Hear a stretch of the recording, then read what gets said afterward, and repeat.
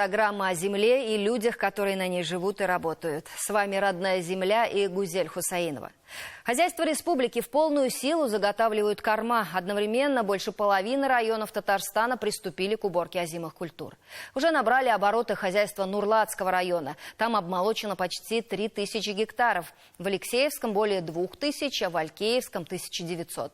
О жаркой паре жатвы и других темах смотрите сегодня в выпуске.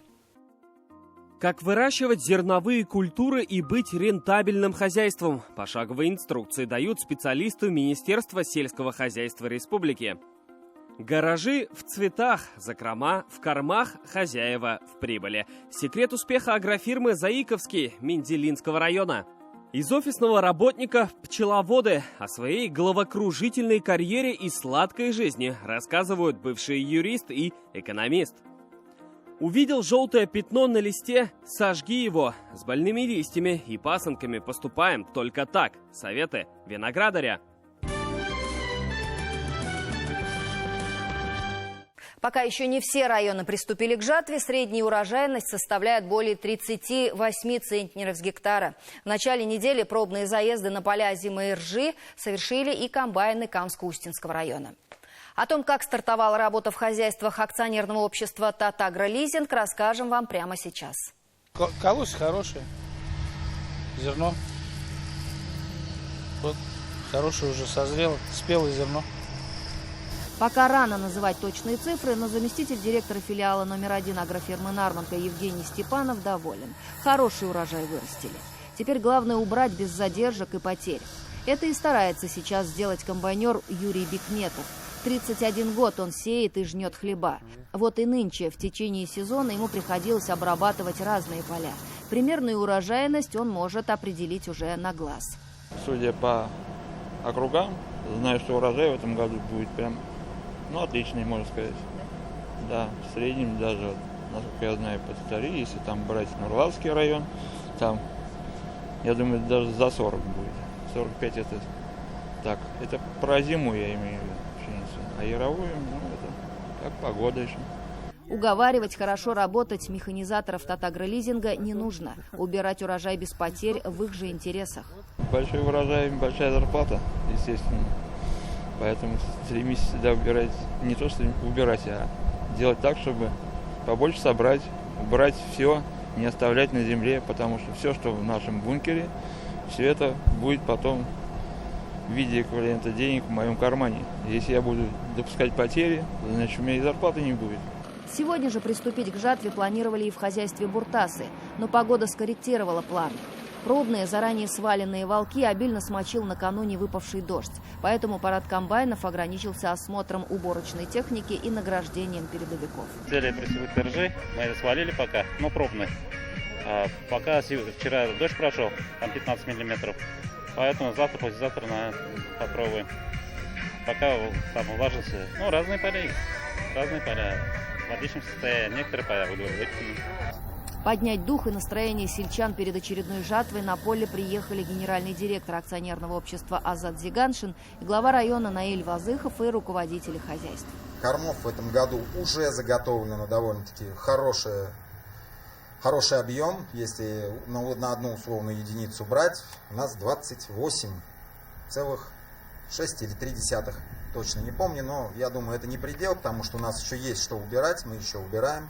На этот год большие надежды возлагает и генеральный директор компании «Татагролизинг». Ведь только на растениеводство с начала года было инвестировано 400 миллионов рублей. Из 45 тысяч гектаров 20 здесь засеяно зерновыми.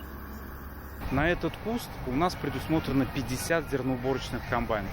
Мы планируем, что эта энергообеспеченность зерноуборочными комбайнами позволит завершить уборку в течение 20 полноценных дней. Жатва еще только началась, а руководство уже планирует дальнейшие действия. В хозяйствах компании намерены увеличить посевы озимых культур.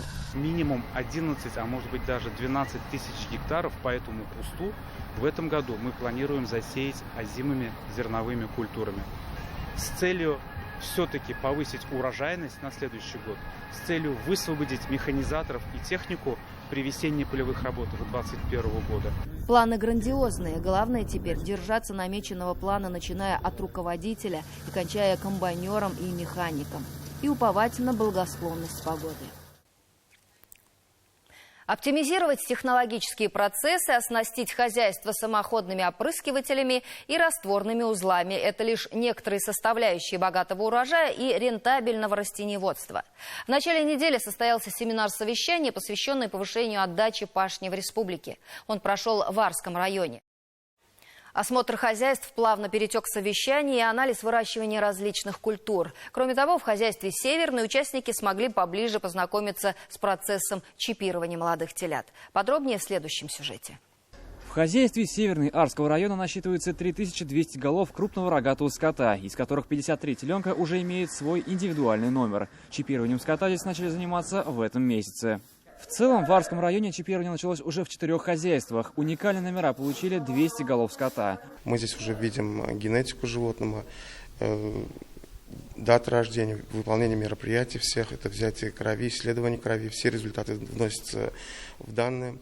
Есть паспорт животного. Каждый покупатель, который захочет купить животное, он сможет посмотреть свой электронный ветеринарный паспорт и посмотреть, какие проводились мероприятия ветеринарные, может посмотреть его масть, породу, может посмотреть его мать и отца. Министр Марат Зибаров и участники совещания посетили хозяйство и увидели процесс чипирования и узнали всю подноготную о новочипированных животных. В семинаре также обсуждались основные мероприятия по повышению отдачи пашни в республике. Ильдус Габдрахманов уделил особое внимание важности агрострахования. А кроме того, замминистра расписал особую формулу, обеспечивающую высокий урожай. О чем мы мечтаем? Давайте вот формулу Владимир. Вот по 8, по 9 колосков. Опять же, Татарстан 6, 5, 8 колосков. Урожайность зависит. Продуктивные колосья умножаем на количество колосков, умножаем зерен в колоске и масса. Во время семинара также были выведены важные составляющие успеха. Это и выбор предшественников, и сроки сева, и сбалансированное питание, подбор сорта и осенняя защита. Ильдус Габдрахманов отметил, стоит выделять больше средств на уход за культурами, ведь только благодаря этому можно получить хороший урожай, а значит и доход. Глава Арского района отметил, что данная встреча была очень полезна аграриям. На носу уборка урожая. Самое время определиться с урожайностью этого года и учесть все ошибки, чтобы на следующий год показать более высокий результат. Огромное спасибо нашему президенту Рустаму Нургалиевичу, что вот очень много мы получаем и поддержки, и погектарно, и по растениеводству, и по животноводству. Спасибо Министерству сельского хозяйства, вот Марату Азатовичу Забарову. Сегодня с утра, мы с ним с 6 утра на полях сегодня нашего района, объехали почти весь район, посмотрели, какой урожай у нас растет, что мы будем дальше делать. Глава района уверен, соблюдение агротехнологических норм и сроков позволит собрать урожай не меньше, чем в прошлом году. Семинар прошел на базе Арского сортоиспытательного участка. На данный момент на 80 гектарах земли заложено более 200 сортоопытов. 18 сортов озимой ржи, 12 озимой тритикали и 24 сорта озимой пшеницы. Кроме этого, закладываются у нас здесь опыты по удобрениям, по средствам защиты растений, по сортам и так далее. Это еще порядка более 100 сорта опытов. Подобные площадки, как я сказал, уже расположены в 5 зонах республики. Участники семинара внимательно ознакомились с сортоиспытательным участком. У них была возможность оценить достоинства и недостатки той или иной культуры. Также они смогли понаблюдать за работой новой техники, представленной на совещании. Сегодня, если хочешь зарабатывать в сельском хозяйстве, обойтись без новых технологий практически невозможно. Причем одно направление тут тесно связано с другим. Принято считать, что доход в хозяйство поступает от животноводства. Но вот вместе с тем, без современной техники и качественных кормов добиться результатов по молоку и мясу, например, едва ли получится. В хозяйстве Заиковске Мензелинского района это хорошо понимают. Как говорит коммерческий директор агрофирмы Салават Фаттахов, стоит обновить технику, желающих работать сразу становится гораздо больше. К тому же и с жильем здесь помогают. О секретах успеха наш репортаж. В агрофирме Заиковский уже скосили и уложили первый укос многолетники, козлятник и люцерну. Сейчас механизаторы закладывают кормосмесь на сенаж. Задача у всех одна – заготовить качественные корма. Для тех, кто на поле, это объясняют регулярно. М1 комбайны не простаивают, КАМАЗов достаточно. В случае нехватки в парке стоят еще несколько единиц техники. Проблем с работниками тоже нет. Приходят молодые механизаторы и приезжие есть. Парк техники почти полностью обновлен, поэтому уборка в хозяйстве завершается в короткие сроки. Работать на новой технике и механизаторам удобно. За последние 2 года в агрофирму закупили около десятка новых машин. На новых тракторах есть все условия для работы. Все механизаторы и комбайнеры опытные. Они и своих детей на работу приводят, готовят себе замену. Современные мощные комбайны сегодня стоят недешево, а расходов и без этого хватает. Где брать деньги? Действительно, цена на новую технику внушительная, но если правильно распределять доход хозяйства, то и на ремонт, и на покупку машин выделить средства можно. На сегодня у нас в хозяйстве 500 голов дойного стада, вышли на показатель надоя в 15,5 тонн. Это нам помогло купить новый пресс-подборщик «Холланд». С его помощью мы планируем продолжать изготавливать качественные корма с меньшими потерями. Наша съемочная группа застала закладку уже 3-й ямы. Всего заготовлено 6000 тонн сенажа, а годовая потребность всего 3500 тонны. После 2010 года здесь уже не задумываясь заготавливают корм с 1,5-годовалым запасом. Главное, чтобы качество не страдало, за этим следят. Вот, к примеру, прошлогодняя закладка до сих пор как новая. Корма регулярно проверяют в Актанышской лаборатории. Мы качественно стараемся работать. Вот эту яму за 5 дней заполним, думаю. Сейчас влажность 50, температура 20 градусов. Постоянно контролируем. Если влажность повысится, закваску больше добавляем.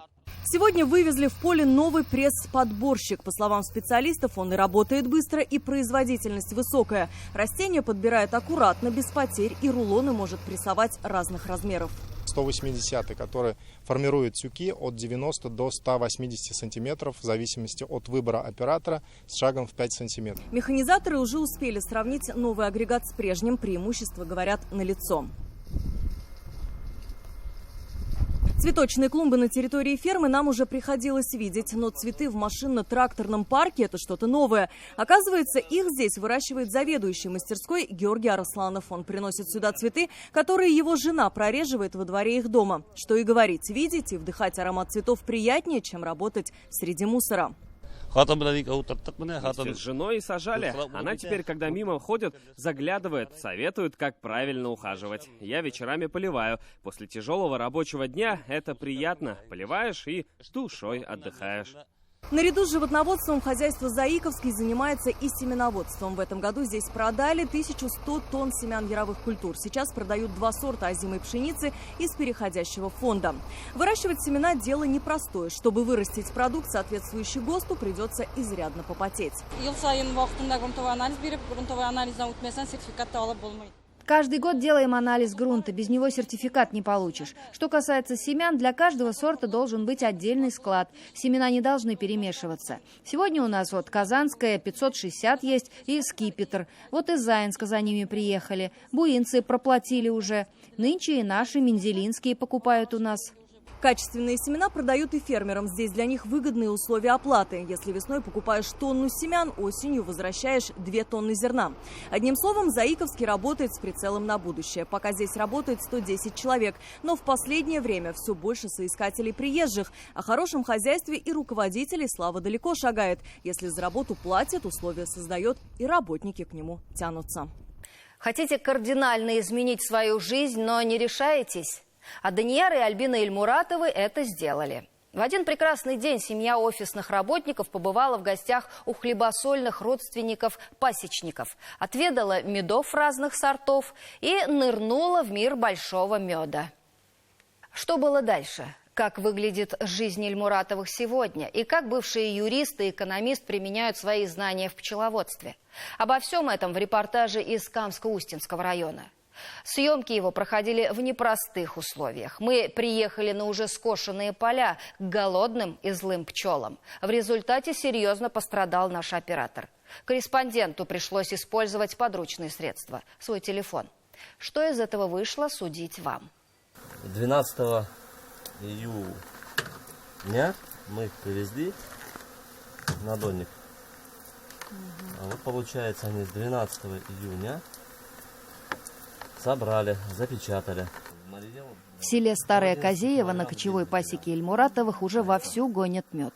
Вот это мед донниковый. Он считается кроворазжижающим и полезным при болезнях сердца. Еще Ильмуратовы производят гречишный, подсолнечниковый, липовый и цветочный мед.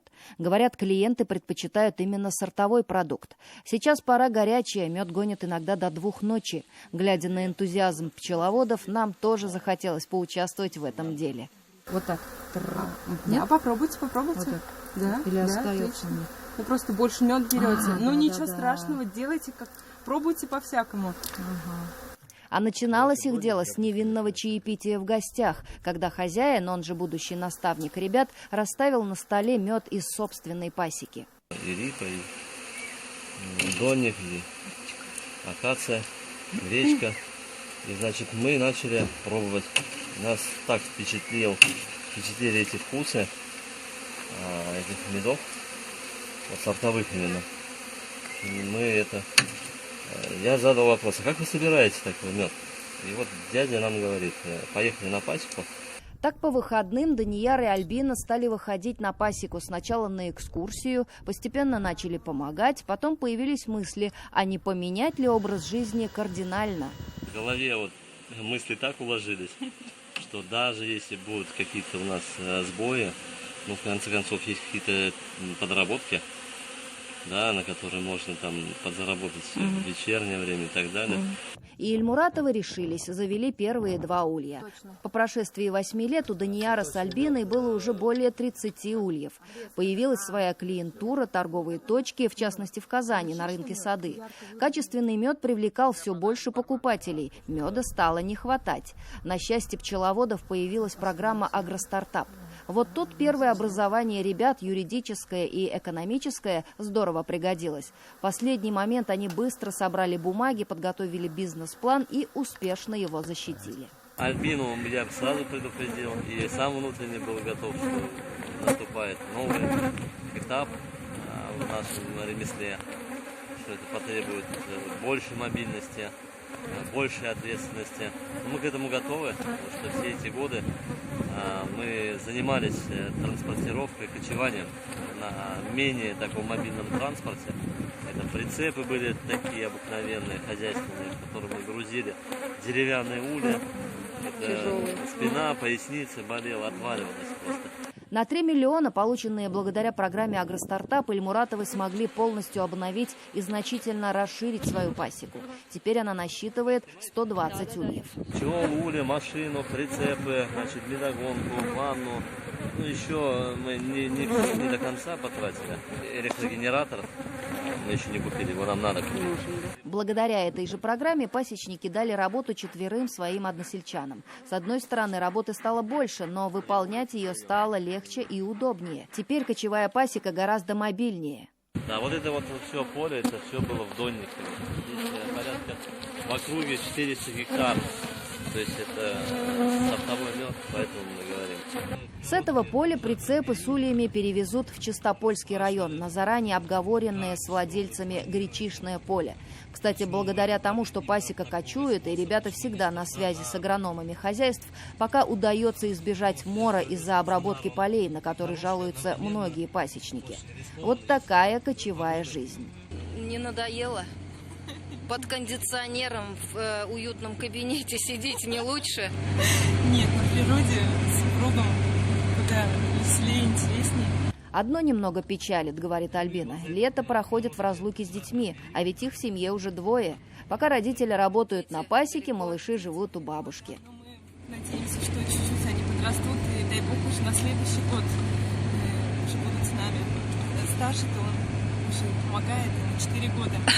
Мы его в мае брали, не отставала от нас. Мама, папа, я с вами поеду, я буду пчеловодом. Нам остается только пожелать удачи этим увлеченным людям и продолжения династии пчеловодов Ильмуратовых.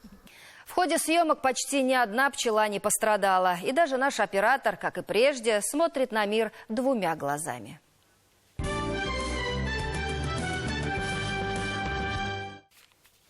Бесснежные зимы и ранние весны заставляют пересмотреть агротехнику и сроки посевов не только агрономов сельхозпредприятий. Садоводы-огородники, желающие получить урожай, тоже должны держать нос по ветру. А вот, например, Салих Мутыгуллин из села Кушманы Кайбецкого района традиционные осенние посадки чеснока постепенно переносят на весну. Опытный садовод экспериментирует и с другими культурами. Результаты порой получаются довольно неожиданные. Несколько полезных советов в копилку огородников можно почерпнуть из нашего следующего сюжета.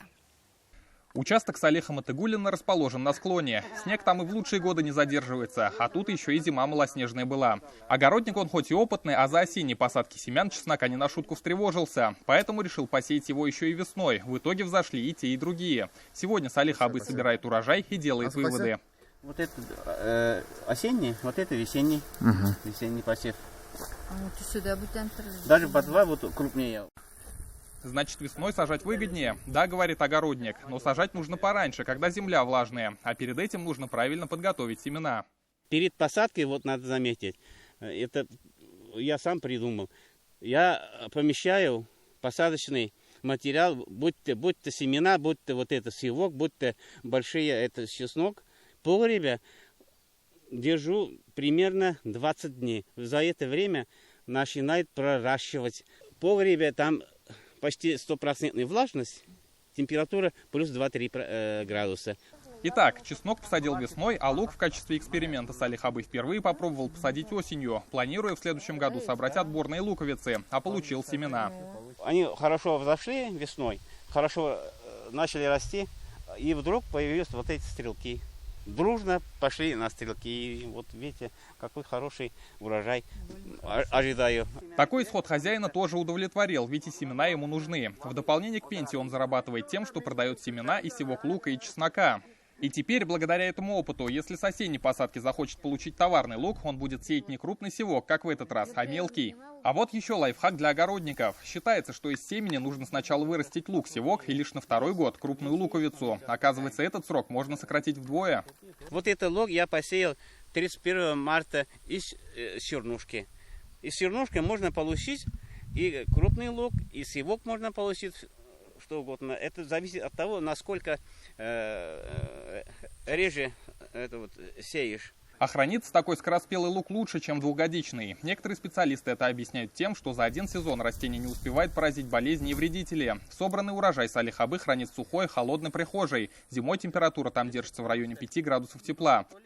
Экватор лета миновал, ягоды и плоды вовсю созревают, только собирать успевай. А вот виноград только начинает набирать вес. Что в течение предстоящего месяца нужно сделать, чтобы получить крупные грозди, сочные и сладкие ягоды? Об этом расскажет наш эксперт Рустам Гумеров. Вот это саженец, высаженный в грунт прошлым летом. Так он выглядел в начале нынешней весны. Уже тогда виноградарь Рустам Гумеров начал его готовить к комфортной зимовке. Весной, когда саженец вырос, то есть побег вырос сантиметров 30, я его силу привязал, наклонил и привязал, чтобы он рос в этом месте наклонно. А верхушку подвязывал вертикально, чтобы это самое росло вверх. По мере роста я все наклонял, и у меня теперь лоза получила такое положение, что мне осенью легко будет его укрыть. В течение сезона, как на молодых, так и на взрослых плодоносящих растениях, необходимо удалять пасынки, оставляя лишь 2-3 листочка, побеги, выросшие на старой лозе, и регулярно подкармливать. Первую подкормку у нас должно быть усиленная азот побольше, фосфора побольше и немного калия. В дальнейшем надо количество азота в удобрениях уменьшить, увеличить, значит, количество фосфора и калия. Не менее важны внекорневые подкормки микроэлементами. Насколько виноград сладок и вкусен, настолько он и нежен, и подвержен заболеваниям. Желтое пятно, желтое пятнышко небольшое. Переворачиваешь, смотришь, это пятно белое. Это первый признак болезни милдию называется. Это грибковое заболевание. Она, если пропустить, она быстро охватит все листья. Это результат того, что хозяина не было в саду всего пару жарких и влажных дней. Но все же он успел вовремя обработать растения, и верхние листья остались целыми. Уже пораженные листья нужно срезать и сжечь. А чтобы предотвратить появление на винограде мильдью и аидиума, другой виноградной болезни, растения нужно обрабатывать каждые 2 недели. Химией можно, допустим, обрабатывать до того момента, когда начнется окрашивание ягод. Но болезни не дремлют и в период созревания ягоды. Поэтому за 45 дней до сбора урожая виноградарь продолжает обрабатывать растения, но уже биологическими веществами. И у меня на этом все. На следующей неделе с новостями села на татарском языке вас ознакомит мой коллега Рамиль Гарипов. А я желаю вам всего самого доброго. До свидания.